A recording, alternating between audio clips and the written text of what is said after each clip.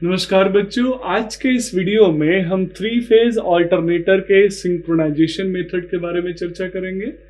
बच्चों, हमने single phase alternator को सिंक्रोनाइज तो कर लिया है, लेकिन जब हम थ्री फेज ऑल्टरनेटर की बात करते हैं तो कुछ एडिशनल रिक्वायरमेंट्स होती है थ्री फेज ऑल्टरनेटर्स को सिंक्रोनाइज करने के लिए। जैसे फेज सीक्वेंस का सिंक्रोनाइज होना बहुत ही ज्यादा जरूरी है। बच्चों, वोल्टेज को सिंक्रोनाइज करने के लिए या फिर अदर पैरामीटर्स को सिंक्रोनाइज करने के लिए तो हमारे पास एग्जिस्टिंग सेटअप्स है, इंस्ट्रूमेंट्स है। जैसे वोल्ट मीटर को देख के मैं वोल्टेज को सिंक्रोनाइज कर सकता हूँ।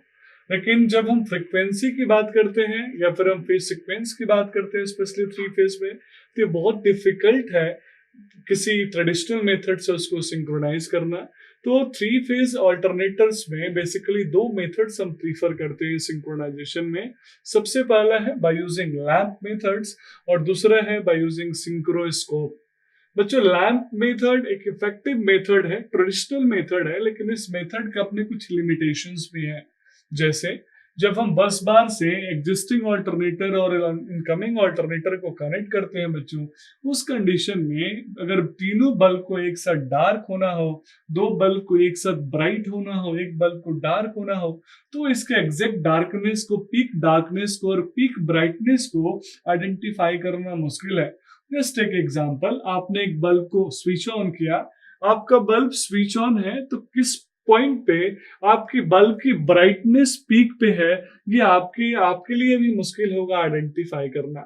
सेम ऐसे ही अगर बल्ब फ्लिकरिंग कर रहा है, लगातार on off on off on off on off हो रहा है, उस कंडीशन में इसके पीक ब्राइटनेस और पीक डार्कनेस को आइडेंटिफाई करना और ही ज्यादा डिफिकल्ट और मुश्किल है।